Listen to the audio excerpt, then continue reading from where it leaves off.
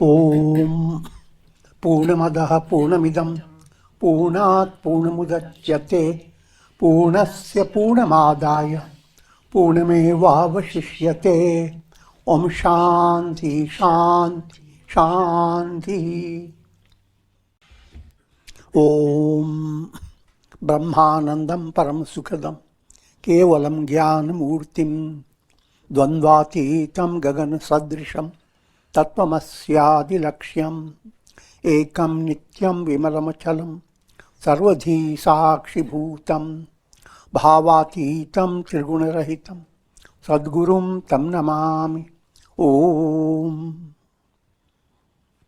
Adorations to Sadguru, who is Brahman, the giver of supreme bliss, embodiment of pure consciousness, one without a second, vast as the ether, infinite, eternal, beyond the three gunas and their modifications, the supreme preceptor. Yoga Vasistha, Stithi Prakarana. Presently, we are entering into section 48. And the story of Dashura continues. Just to remind you of the story. The great sage Saraloma in the country of Magad. His son was Dashura.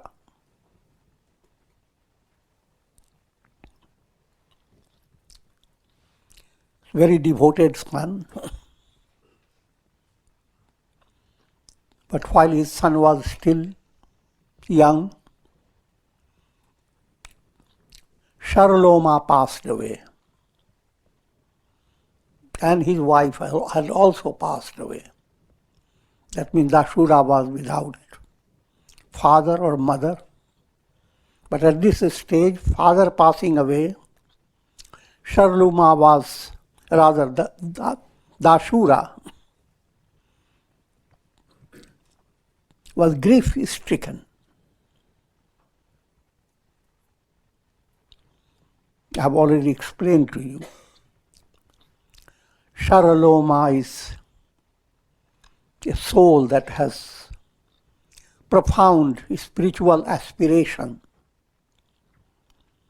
based upon his insight. Insight is like shar, you pierce. But insight that allows you to be thrilled. Loma, all the hairs stand upon your end. See, that's called avadhuta. Saraloma was that type of personality. And his son Dashura excels Saraloma in his spiritual enrichment.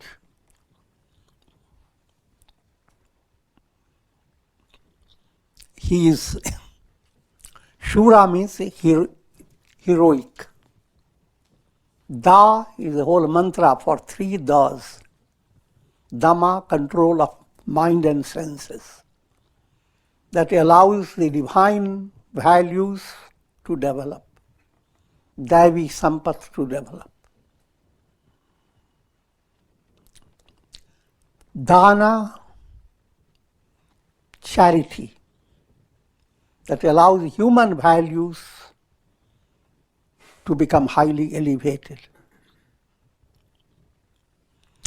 And daya, compassion, that allows the demoniac aspect to be sublimated. So, a soul that is enriched by these three great virtues, Dhamma, controlling the mind and senses, Dan, charity, Daya, compassion. In a world that gives you all negative things, you are a hero if you are only go after the da and get prasad. Prasad also has the same implication. the from which all the strength proceeds. Proceed, prasava, prasad. They are similar, you see.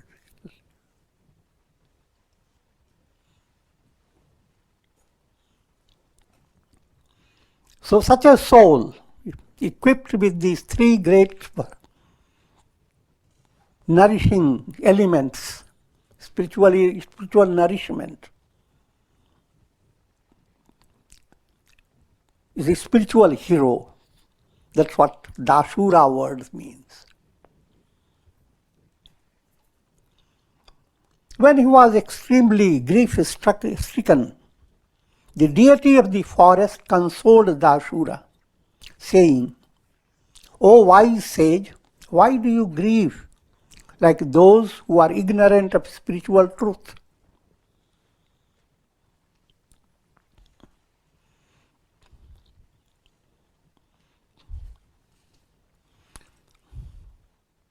And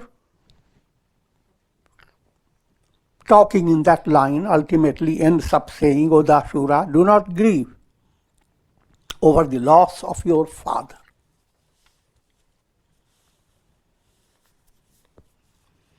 Thus being consoled, Dashura performed the rites for the departed soul of his father.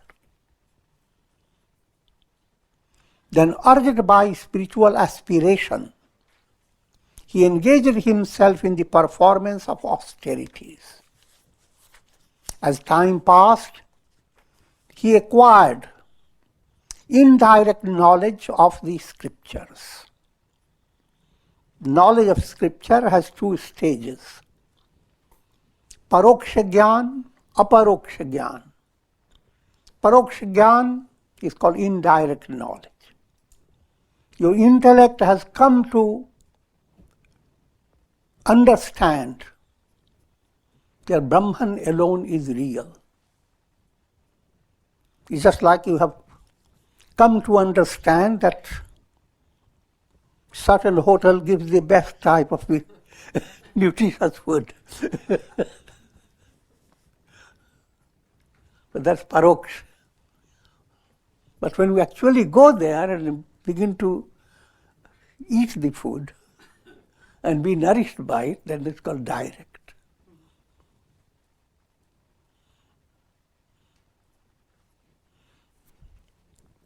The old style parable demonstrates this. 9 people,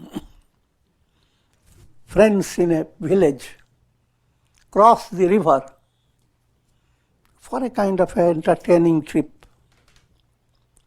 When they crossed, suddenly the idea came, are all companions come together or not?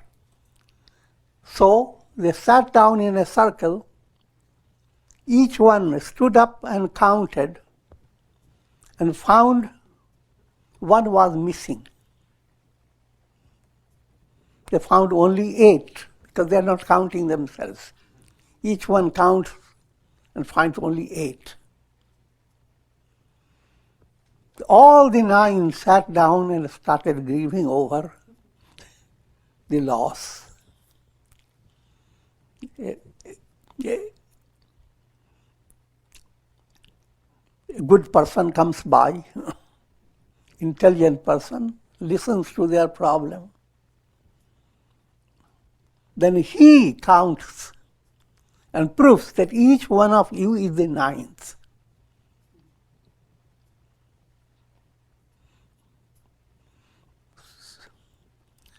So, the loss over which you are grieving, you are the fulfillment of that loss. Figure that out. And divine, profound way to where we are leading to, aham brahmasmi. Each one is Brahman.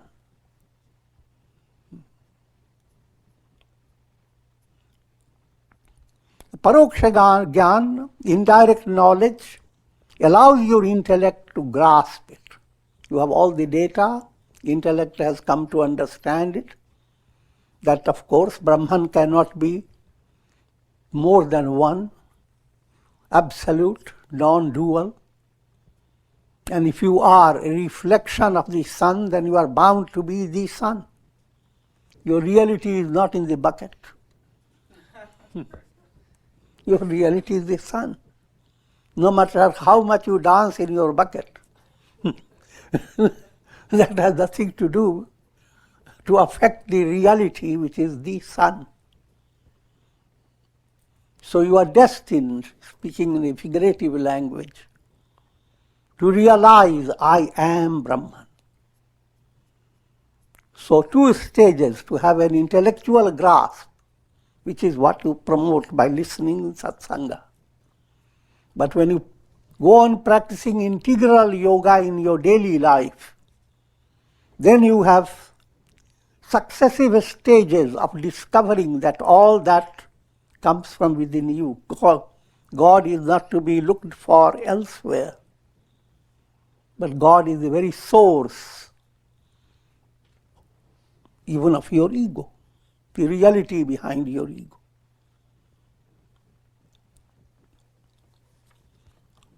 And that type of knowledge is intuitional knowledge.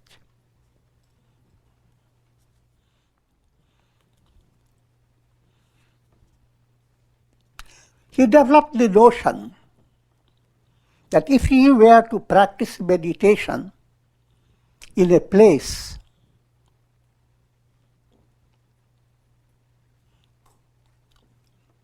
that is absolutely free from all distractions, he would attain the goal of life in a very short time.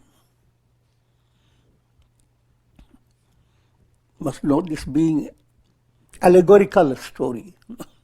If he had indirect knowledge, he wouldn't be committing that mistake. If he has completed indirect knowledge, the question that he should find a place where he can sit and meditate, he will not be bothered by that. But since it is allegorical, there is subtle meaning behind it, and I will explain to you. Now what is being brought out, where is the ideal spot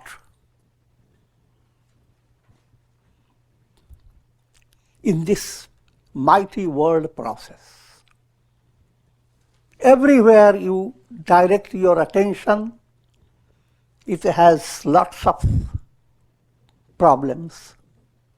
Putting in a very ordinary way of simile, you are looking for a place which is quiet, calm, free from distractions. Where can you find it?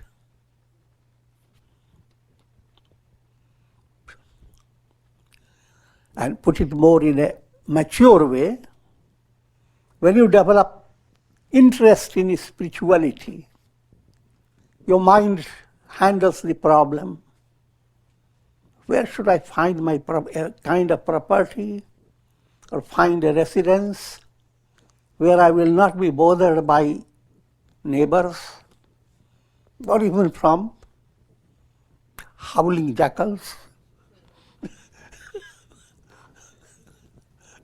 or many noises? And if you allow your mind to work upon it, there isn't a place which has which has always some limitation. Every place has limitations. So therefore, what should you do? Through your meditation,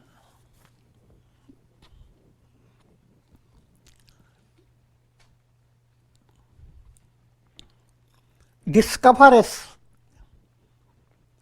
space within yourself. In spite of all that,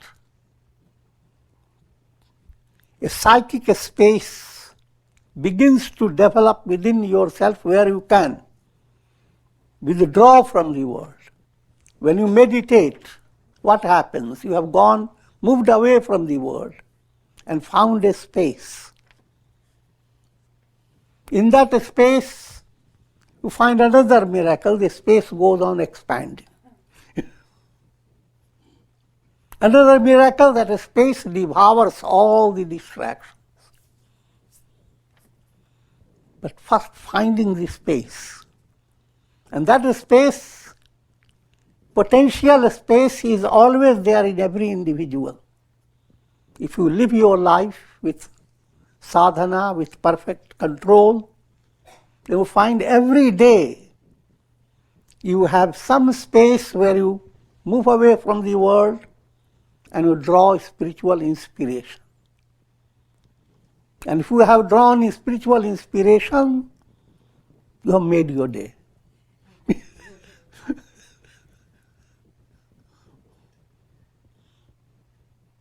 That's a subtler point, but let's follow this story and see how the story brings out.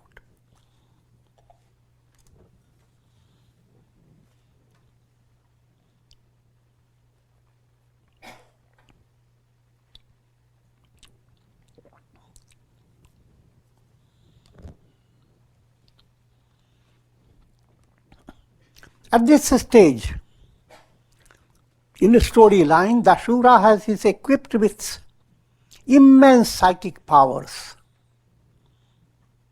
The Ashura projected a residence for himself way up on the top of a beautiful tree, whose manifold branches reached out in all directions. This tree is Bhavavriksha, world tree. And he has found a spot on the top of the world. The whole world is being viewed with a vertical vision. In brief, he has found a transcendent spot within his heart where the world is transcended. Not only that, you are in a state where you can demolish this entire world tree. You have to be out of the tree on its top so that you can cut it down.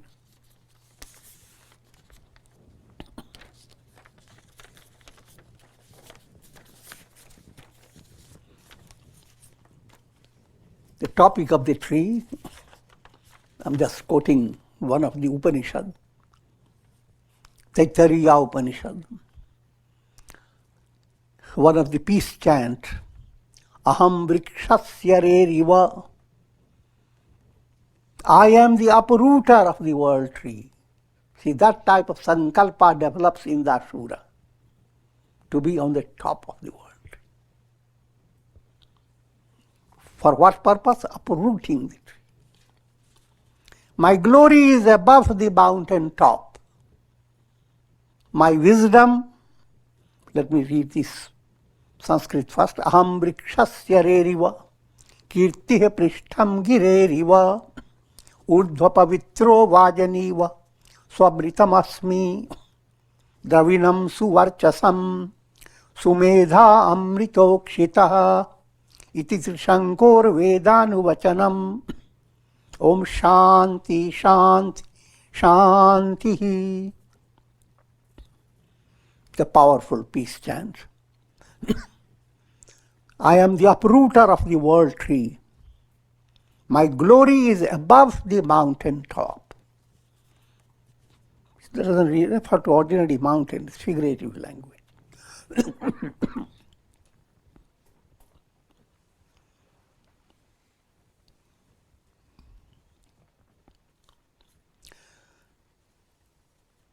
My wisdom is like the effulgent sun that shines above the heavens. I am the very embodiment of nectar. Nectar is immortality. My wealth is a shining treasure of jnana, wisdom. My intellect has been purified by nectar. Thus did sage Trishanku declare, based on his spiritual experience. May there be peace, peace, peace. now the figurative study, endowed with psychic powers, the Asura projected a residence for himself way up on the top of a beautiful tree whose manifold branches reached out in all directions. Elephants enjoyed the cool shade. So the Asura found a residence on the top of a mighty tree. And what type of tree? It's a beautiful tree whose manifold branches reached out in all directions. Elephants enjoyed the cool shade under the tree, while birds of different types continuously sang among the branches. The tree provided for the sage a perfect location for all his intensive practice of spiritual disciplines. Birds are divine feelings that fly. Spiritual strength is the elephant that sits under the tree. Sage Asura practiced deep meditation and mentally performed various sacrifices and Vedic rituals. As time passed, he became free from the taints of raga-dvesha, attachment and hatred. And just as the sun reveals itself with the dispersal of the clouds, the knowledge of the self was revealed to him. And in this setting, ultimately he attained enlightenment, direct knowledge.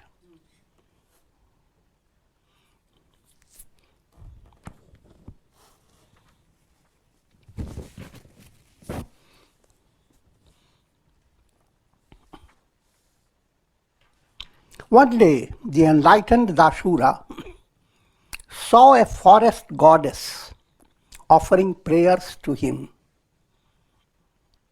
He asked what she wanted.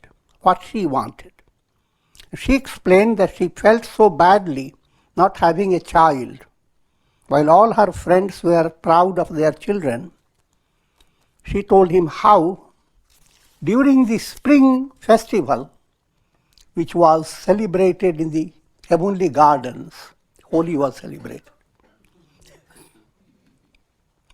Many forest goddesses came with their children, but she, having none, felt so mentally distressed that she was even willing to give up her life.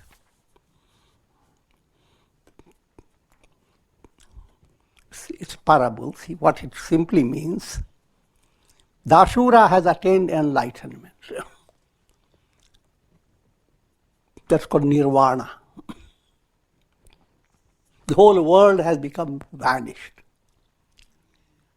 But an enlightened sage, his description is not just he has cut down the entire world, but his description is another aspect. He fills the world with spring-like fragrance that allows the souls to be lifted up.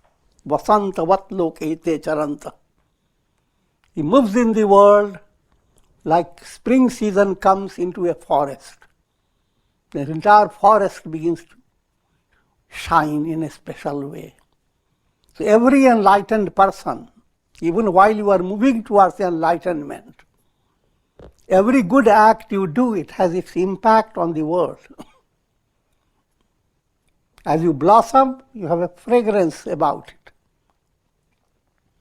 And spiritual enlightenment is the greatest blossoming of the soul. So that blossom benefits countless people. That is brought now into a storyline. And storyline, Prakriti prepares to bring the message of the sage in a profound way. Prakriti, nature. So this is the Banadevi is the deity of the Prakriti, who wants a special child Her friends are other gods, little gods, goddesses, giving different types of fruits of karma. But she wants a baby who will give fragrance of enlightenment, inspire people to be enlightened. All this is not written there, but that's the implication.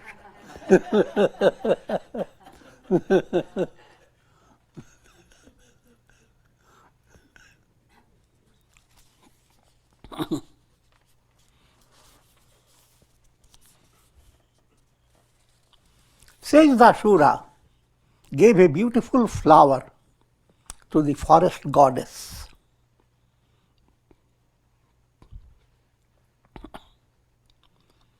As saying, just as the creeper becomes decked with lovely flower, so you will be blessed with a beautiful son. However, your son will become an enlightened sage and will not be attached to the pleasures of the senses.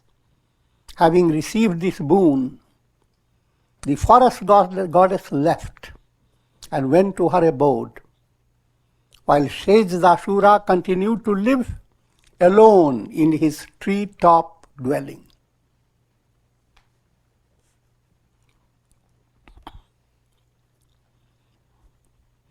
In course of time, the forest goddess was blessed with a beautiful son. When he grew up into a handsome young boy of 12 years, the goddess took him to Sage Dashura, saying, "O sage, this is the son as a result of your blessings. I have educated him in all celestial arts." In the philosophy line, now that divine son has been educated in apara vidya, all lower knowledge. Prakriti has prepared all that's needed. Knowledge had two stages. Apara, the knowledge that allows you to deal with the world. It's a relative knowledge. Para, revelation of the self, absolute knowledge. For absolute knowledge, you have to be channeled through Guru, the spiritual preceptor. So therefore, she brought him to Sage Dashura. Now you must endow him with the spiritual knowledge. And that was the whole purpose of Dashura. To allow his knowledge, I am Brahman, to be supplemented by that. It is Dashura himself coming as this son of his through Prakriti. They are supplement, complement.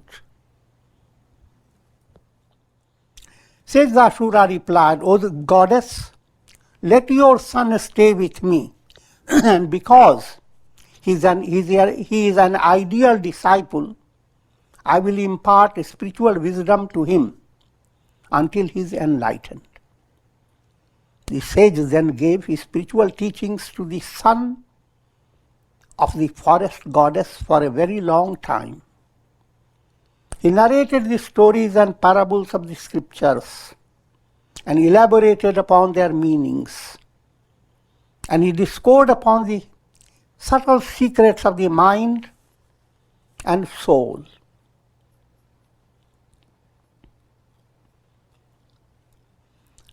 At this stage, Sri Vasishtha continued, "O Rama, must realize ultimately it is Vasishtha who is giving all these narration to Rama. O Rama, once while traveling through the sky in an invisible form, I happened to stop and listen to some of the teachings given by Sage Dashura to his young disciple." He was not invited, you see. He sneaked into it. I'm joking.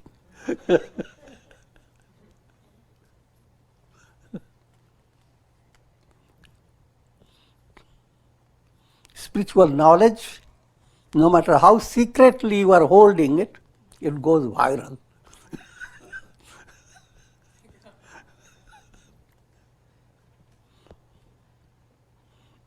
So Vasishtha is, instead of giving this spiritual teaching direct to Rama, creates a story. He listened.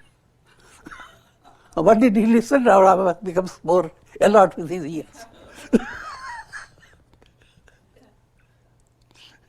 This is the art of spicing up, the art of teaching. And actually, he is the one who is giving this story.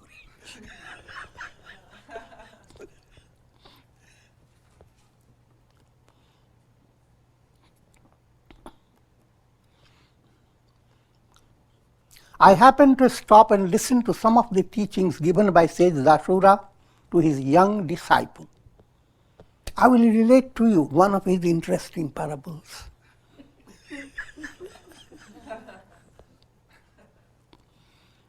Now, what's the parable?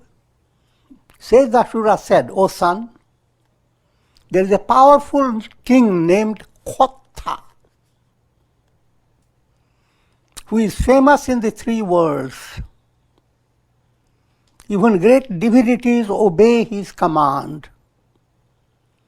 And just as the sky cannot be fought with, in the same way no one in the three worlds can affect or harm this great king." By Kotha is implied God.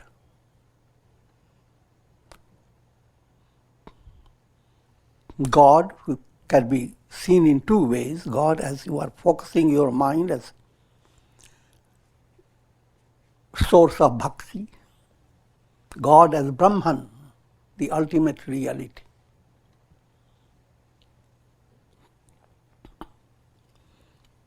In technical way of explaining it, Brahman becomes, through the maya of Prakriti, Sattva predominating Prakriti, Brahman through Sattva predominating Prakriti takes up the role of Ishvara, God, the ruler of the entire universe. And that God is Kotha. Kha is Akasha, absolute. Akash term is very special term.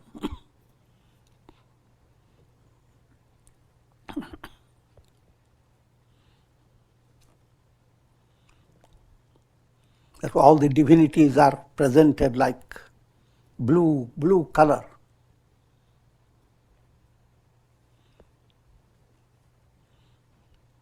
And Akasha term relates to three levels.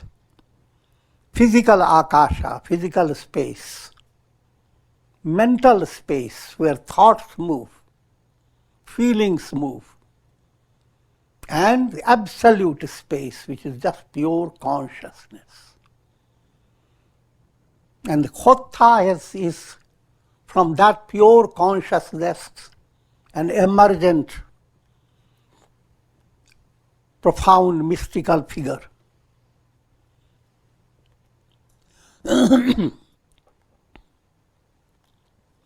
In simple way to understand, Kotha is cosmic mind.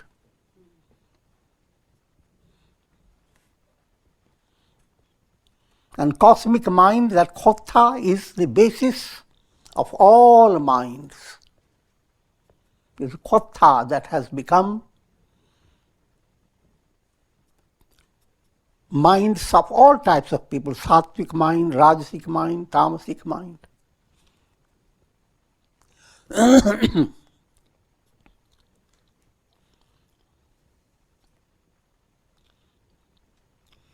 Now, speaking in allegorical way, this Kotha, his glorious deeds are as numerous as the waves of the ocean. He has adopted numerous bodies consisting of the three gunas, sattva, rajas, tamas, and the entire universe consisting of 14 planes all that go to form his chariot. All directions are permeated by him. He has created numerous human bodies for his dwelling place. He has also created numerous ego centers to rule these bodies. At times, when in association with distracted mind, the king desires to roam in the worlds of dream. It is kotha that is now subjected to all types of mental experiences of all souls. Shouldn't give you much problem. The same sun creates countless reflected suns. All reflected suns have their own story. Each reflected sun is different from another reflected sun. But who is behind all these stories of reflected suns? The sun. So ultimately, the story of the sun. All your mental world and mental worries, these problems, and ultimately enlightened state of mind, which is the real project of your mind. All that is based upon kotha. So that kotha is operating as enlightened mind in sages, is operating as terroristic mind in tamasic, rajasic personalities, is same as what Raja Yoga says, Yoga chitta vritti nirodham, maneva manushyanam karanam bandha mokshayo. That chitta, that cosmic mind, is the source of your bondage as well as your release. The whole story of bondage and release comes through the cosmic mind. Degrade the mind itself has the power to degrade it. And it has the power to uplift it. At times, when in association with the distracted mind, the king desires to roam in the worlds of dream, while at other times he wishes to enter into deep sleep. All that you are experiencing, all souls, human body, animal body, bird, all are kotha operating in so many personalities. Having listened to this story, the young disciple asked, "O sage, please explain the mystic implications of the king kotha." Sage Dashura replied, "O child,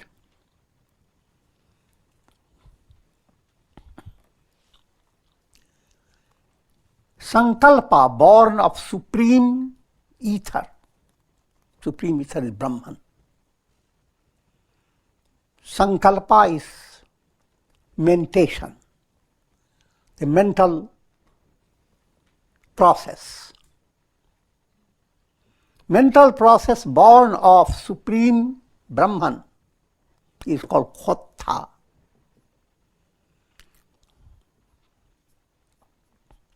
Led by its desires for externalization, it intensifies its own existence, while by adopting the will to negate all desires, it brings about its own dissolution. It causes bondage, it brings liberation, both possibilities. So too, this entire universe is a miracle produced by kotha's mind. The three worlds with their numerous contents have been projected by the sankalpa, the will. And when sankalpa is destroyed, this world ceases to exist.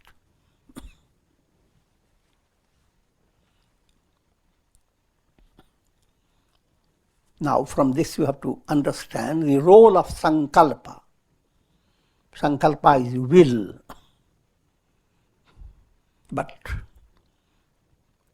people who have not controlled their mind, mind is highly distracted and deluded, then the sankalpa that exists through that mind is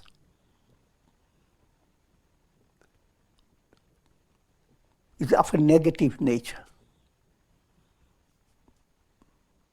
A sankalpa that is more in the terms of vikalpa. Mind is simply trying to find out which is what, but have no definite direction to go.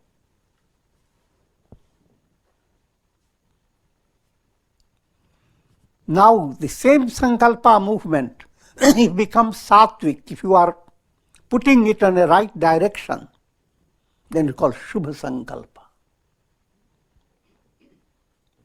If your Sankalpa becomes highly advanced, your mind has come to a state of developing a mystic will. May I live for attaining liberation.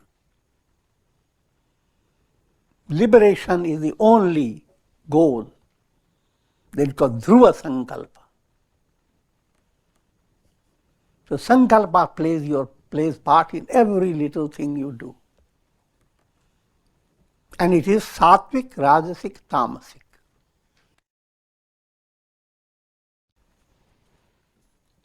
The ego sense is formed by one's own sankalpa. Even the ego is sustained by your mental delusion. Because ego is not a reality. Because when you look for your ego is nowhere. It's not in your body, not in your mind, not in your intellect, not in your unconscious. That ego is a reflection coming from the absolute self.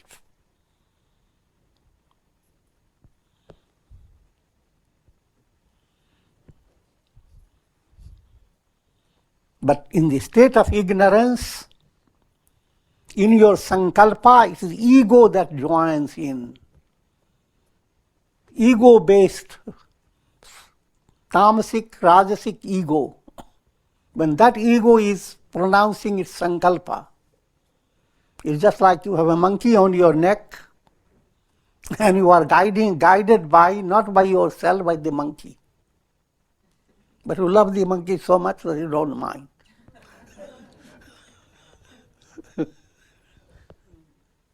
So that's the predicament of sankalpa in the majority of people. But the same monkey can become Hanuman.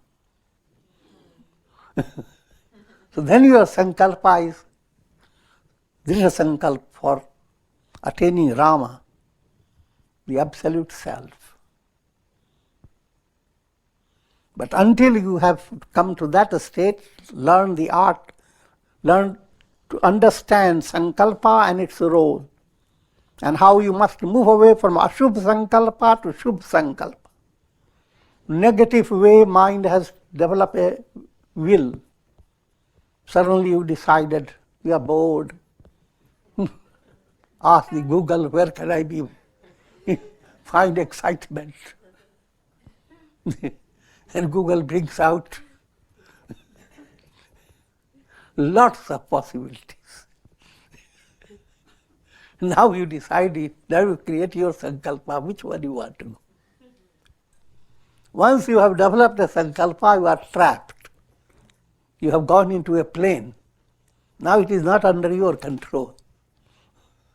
So therefore, great care has to be done in developing sankalpa and falling at going through the trap placed by the sankalpa. That is avoided if you are doing sadhana, doing your prayers, having satsanga. A divine assistance comes in automatically.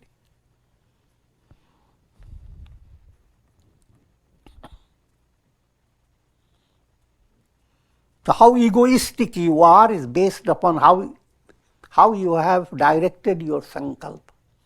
If your sankalpa has been directed in a rajasic, tamasic way, then your ego becomes very powerful, because you are not providing joy for your heart. You are providing joy for the monkey.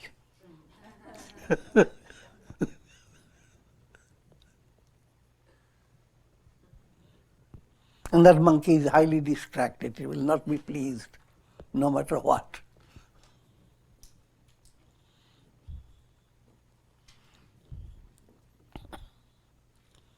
So your sankalpa becomes the cause of one's own misery, just as a monkey, due to its frivolous nature,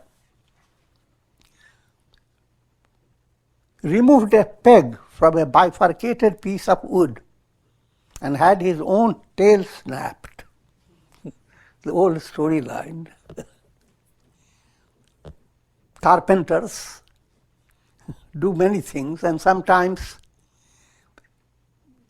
a plank has been bifurcated, and while bifurcated it has something holds the bifurcation. The two aspects are held separate because there is a little of a stick.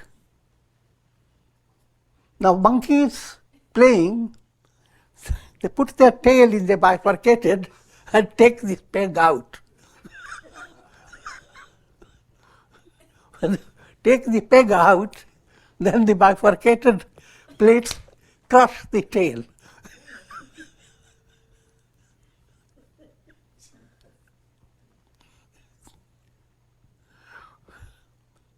Seems very ridiculous, but that's how it operates through every individual in different degrees. That's called error. And then you have to correct it.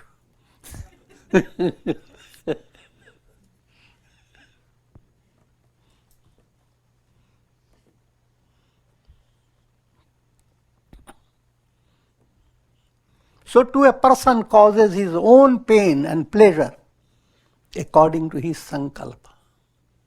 But comes a monkey and just it goes on playing with the pegs.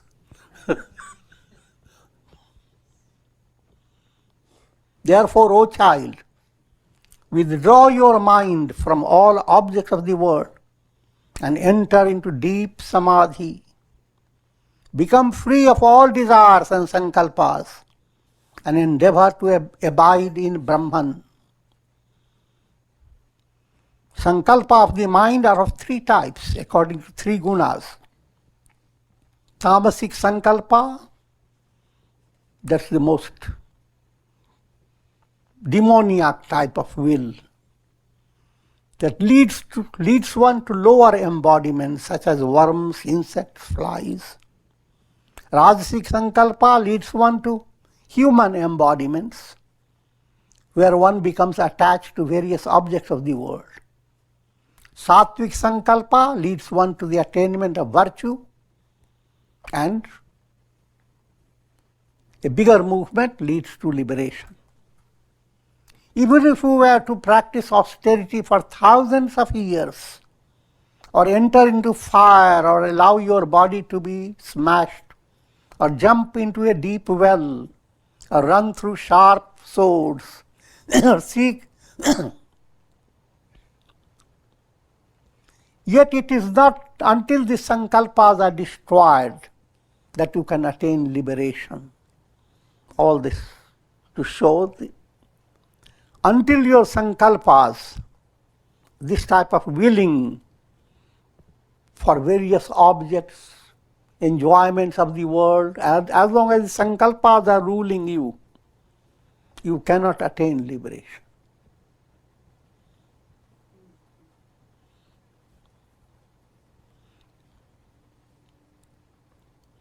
O child, you have been led by your own sankalpa to assume various embodiments. Having encountered various conditions of life, but having understood the illusoriness of the world, do not direct your sankalpa towards any objective attainment. Let your mind become free of sankalpa and become as peaceful as the awareness of profound deep sleep. Padartha bhavana, the entire world is finished, as if you are in deep sleep. Only then will you be enlightened by spiritual knowledge. With such a foundation, you will be able to root out the entire world tree. No more sitting upon the tree. Arising out of ignorance, may you, O child, endeavor to attain supreme bliss. And with this I will conclude. All this Vasishtha listened and related to Rama. Om Trayambakam Yajamahe Sugandhim Pushti Vardhanam Urvarukmiva Bandhanan Mrityor Mukshiyamamritat Om Sarve Bhavantu Sukhina Sarve Santu Niramaya Sarve Bhadrani Pashyantu Ma Kashchid Dukha Bhag Bhavet Om Shanti Shanti Shanti.